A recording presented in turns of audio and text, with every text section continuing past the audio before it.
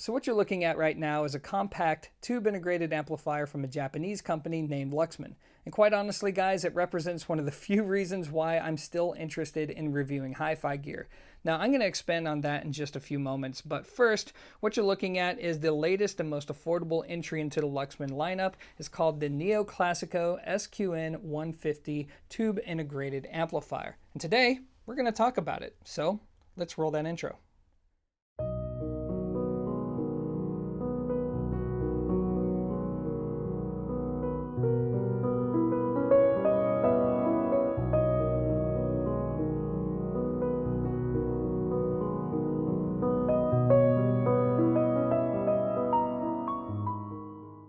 All right, so here it is, and look, right away I have some praise for this unit because this is one of those products that you need to experience in person in order to truly appreciate the build quality, because when you lift this unit, when you rub your hands across the smooth surface or feel the sharp edges or play with the switches or the volume knob, everything about it exudes quality. It's the kind of experience that you would expect from a luxury high-end good. But then again, it is a Luxman, and that's what they've become known for. Now, for those of you who aren't too familiar with Luxman, Luxman is a company that was founded in 1925, making it one of the oldest electronic component manufacturers out of Japan.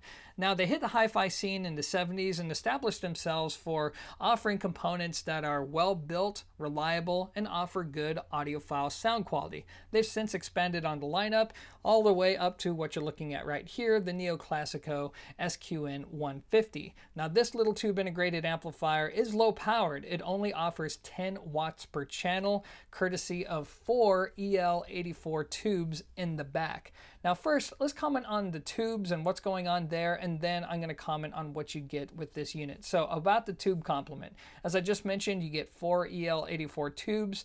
These are from JJ, and it's important to note that this is not an auto-biased design. So, while you can do tube swapping, really and truly, Luxman designed this amp to sound best with these power tubes. Now, I'm a big fan of JJ, and apparently, Luxman goes through this incredible vetting process when using tubes. So about 40 to 50% of the tubes that they try out from JJ are rejected.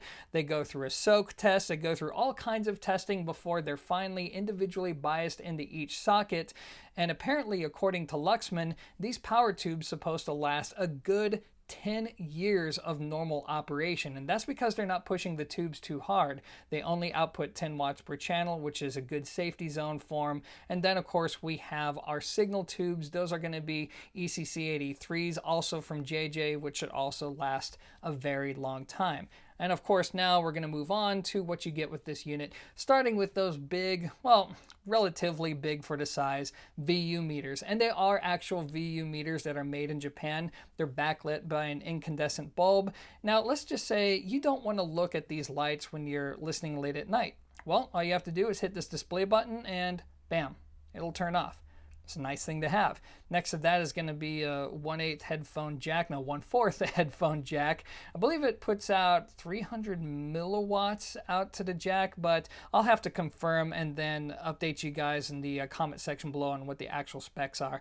Up here we have a line straight button because this unit does come with tone controls. If you want to bypass that, then this is going to be a discrete signal path. So you just press the button in, and that's going to accommodate the purest audiophile. Over here we have our volume control. It uses a customized Alps attenuator. Basically, they went in, took the attenuator, and modified it so it would have better feeling when you lower and raise the volume. Over here is, of course, going to be our power on and off switch called operation. And then up here, we have our input selector switch, which is really cool. I love this little design they have going. Has this nice, solid feel to it. Then we have our tone controls. We have bass. We have treble, and then we have our left to right channel balance control. All of this stuff is really cool. Now we're going to take a look at the back, and then I'm going to talk about how it sounds. Whoops, it looks like I forgot to mention two things. So first and foremost, this unit does come with a remote control. It's well made, it's very simple, it matches both the integrated amp and the CD player, and just about all of it is made out of metal except for the back here where you put the batteries, that's plastic, but otherwise it seems to be well made and functional. Next, I forgot to mention how you take off the case, because I know some of you are going to want an unobstructed view of the tubes. So in order to do that, just follow my fingertips here. You see my fingers on either pillar. There's going to be an inlet here, and all you got to do to access it is to get a little hex tool, put it in, loosen it up, and then the cage will come off. So that's that. Now let's look at the back of the unit. All right, so we're not going to spend too much time on the back because, as you can tell, there ain't a whole lot to talk about. On the left, we have an inlet for our power cord. Over here, this is where you plug in your speakers. We have 3 analog inputs. We have a moving magnet and moving coil phonostage that's built in. Unfortunately, I won't be testing it, and this is going to be a place for our ground. So let's take a quick look underneath, and then we'll talk about how it sounds. All right, so real quick, I love it when a manufacturer makes it easy to access the circuit board. All I got to do is take out 8 Phillips head screws and then I'm in. Cool stuff. So now let's take a look on the inside. So here it is, and I got to tell you guys, everything here looks to be of great quality. Over here, we're going to have our board for the volume control. Over here, this is going to be our phono stage. This is going to be our power board. Looks like we have a Panasonic capacitor, some Nichicon caps. In fact, there's actually quite a few Japanese parts in here, so I see they're trying to keep it as domestic as possible. Over here we have our bars for the tubes. I noticed that while most of it is a circuit board, we do have some point-to-point wiring going on here, and the solder joints appear to be very well done. So overall, this seems like a very well-made unit, so now let's finally talk about how it sounds.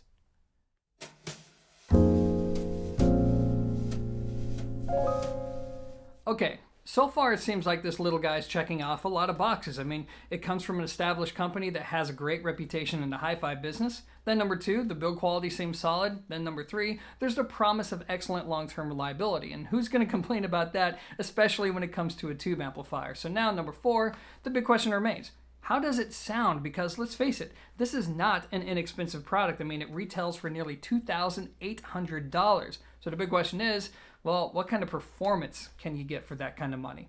Now, ultimately, I'll say this. When you sit back and you listen to this unit, a few things are going to become immediately obvious. Number 1, this is a very non-fatiguing sounding amplifier. In fact, out of all the components I've reviewed here at Zero Fidelity, this is the smoothest sounding piece that I've come across because the top end in particular is just, I can't imagine a situation to where it would ever sound bright and edgy. I mean, it's just so easy to listen to. So it's like fusing together these virtues between the classic tube amplifier and a good, legitimate high-end piece. Moving on, I think what some of you are going to notice is that this is a very balanced sounding unit. Even though it has that smooth character trait, the top end, the mid-range, the bass, all of it is blended together very seamlessly. Nothing's going to jump out at you. The overall performance is very detailed, and quite frankly, it's fairly transparent sounding. And then number 3, there's going to be the fact that this is a little tube amplifier, right? It's not that powerful. It's not the kind of tube amp that's going to sound like it's double the power or triple the power. No, this is only going to be for people who either A, run very efficient loudspeakers, or B, somebody who says, hey, I want a high quality piece, I value tone, I value all the things I'm about to say here in this video, and I don't care about listening at loud volumes. So if that's you, then cool. But if you're somebody who likes to rock out or you listen at loud volumes, then you're probably not going to like this piece too much. And that leads me to the overall performance of it, right? So let's start off with going over to character. Overall, I would say the character is a little bit laid back, and I would say it airs ever so slightly towards the warm side of neutral, right? This is not an aggressive piece, but it's not overly dark and overly laid back either. It's actually pretty close to neutral, just with a little bit of a laid back character, and again, that warm sonic signature. Now let's dive into the individual elements of the presentation, starting with the treble. So as I mentioned before, this is a very smooth sounding unit, but that doesn't mean it's rolled off. It's just not artificially bumped up in any way. You can still enjoy a lot of detail, a lot of air, all the classic audiophile things, but you don't have to be too particular about the kind of music you listen to or the kind of speakers that you connect to it. Even forward-sounding speakers sound very smooth on this integrated amplifier. In fact, it makes for a great recommendation with products like Klipsch or Triangle because it does help tame down that top end just a little bit. And the combination makes for this incredibly smooth and easy to listen to listening experience. Now, moving on, let's talk about the mid-range. So the mid-range is usually the star of the show of any tube amplifier. Most people know it as being huge sounding and organic and layered. And what you get out of the mid-range here is a fairly neutral presentation with just a little bit of spice to it. It does have the depth that you would expect out of a tube amplifier, but it's not overtly colored. It's not overly saturated, which is, in my opinion, actually a really good thing for something at this price, because you don't want it to be when you're spending this kind of money. You want it to be fairly neutral. You want vocalists to sound like what they should sound like instead of sounding like they gained weight before they went on stage, right? So the mid-range, I would say, is overall, it has that classic body. It has that slightly organic sound to it, but it's not overdone. It's not oversaturated, and it's very balanced. Moving on, we have the bass. So the bass is going to be interesting because what you experience is going to depend on the speakers that you use. If you use efficient speakers that use low mass drivers like Triangle and Klipsch and Tekton, you're going to get really good bass. It's actually going to be a little bit on the warm side of neutral, but otherwise it's going to be very quick and articulate sounding. It's not going to be the strongest bass in the world, but I think it'll be satisfactory on those speakers. However, if you connect regular speakers to them, stuff that's, say, between 87 to 89 dB in power sensitivity, something that uses thick drivers, then you're going to notice that the bass may sound a little bit weak because this amplifier is just not going to have enough power to drive those woofers very well. So it's something to be aware of. Moving on, let's talk about imaging. So imaging on this thing is going to be really good. In fact, I would say it's very neutral in that regard. It's going to be a direct reflection of what your speakers are capable of. So if your speakers are capable of laying down this huge holographic soundstage, this little guy is not going to hold them back. However, if your speakers are a little bit more limited in terms of the how they spread out sound into the room, then this isn't really going to bump them up in any way. It's going to be more or less a very transparent listening experience in that regard. Dynamics is going to be okay for something at this price, or I should say for something at this power output rating. Obviously, you're going to need to run efficient speakers in order to experience good dynamics out of it, but it is capable provided you pair it up to the right speakers. And then lastly, let's just talk about the music listening experience, because I think that's really and truly the most important part of this amplifier, which is it just makes for a fun time. I like the fact that when you pair it up with something like the Klipsch or the Triangles or the Tektons, you can just sit back and enjoy your entire music collection without having to worry about whether or not it's going to be fatiguing or whether or not it's even going to be enjoyable. And to me, that's the whole point behind doing this in the first place, is to have a system to where you can in confidence know that you can just sit down and listen to it and enjoy. So I think it does a great job of hitting upon that very important tenet.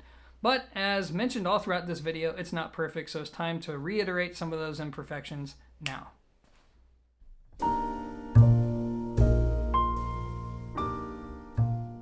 Alright guys, so to be honest, the only reason why I'm filming this section right now is because it's just what I do in my videos. And I say that because I feel like I already covered the main caveats already. I mean, number one, this is a low power tube amplifier that does not sound like it's any more powerful than what it is, meaning that its application is going to be limited to people who are either A, running very efficient loudspeakers, or B, people who listen at modest to low volumes and they don't need a whole bunch of power. They're not looking to rock out. Now for everybody else, then clearly this isn't going to be a good option for you. And then number two, let's go ahead and face it. This is not an inexpensive amplifier. And I know there's going to be plenty of people who are watching this video right now going, wait a minute, 10 watts and 2,800, what is this? All right. So I move my hat on that one. If that's you, then look, that's okay. There's plenty of options out there that are going to have the power that you want. No harm, no foul. But clearly, the point is, this isn't going to be for everybody. Anyways, guys, that's going to be it with my assessment, and that leads me to my final thoughts. So yeah, let's wrap this thing up.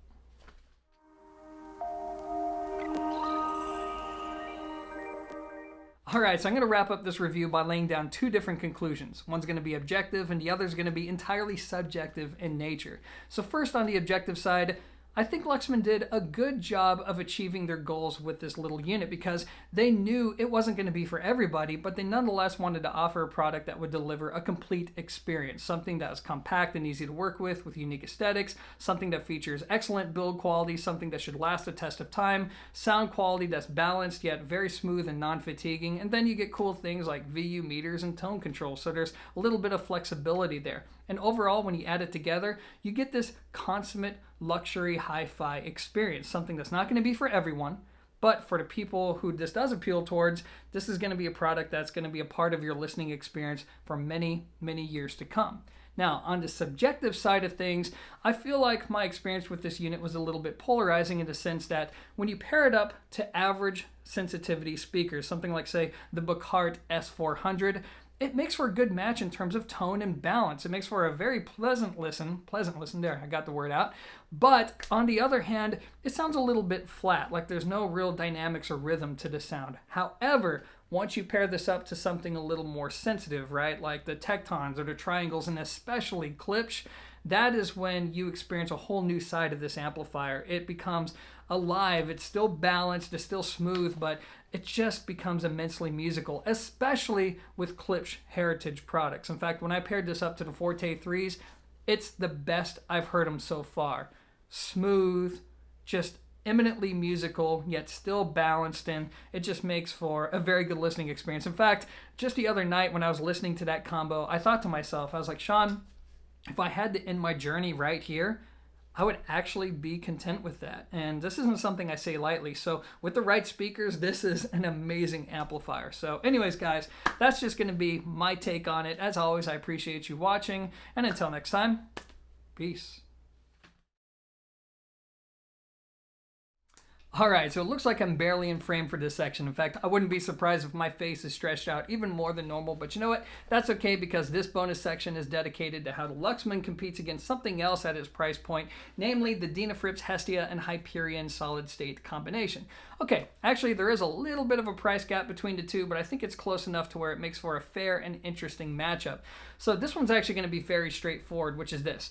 If you have high sensitivity loudspeakers and you like that smooth, non-fatiguing sound, buy the Luxman. Just call it a day. It's going to be a little bit more tonally accurate. It's going to be much more non-fatiguing to listen to over long periods of time, and it just makes for a great match with efficient loudspeakers. And plus, you get the benefits of a really good tube amplifier, which means there's going to be just a little bit more of a three-dimensional sound out of the Luxman than you'll get from something like the Dynafrips combination. For everybody else, it'll likely be the Dynafrips stack because, number one, it's way more powerful. It'll sound a lot better on average sensitivity loudspeakers, which is what most of you guys own.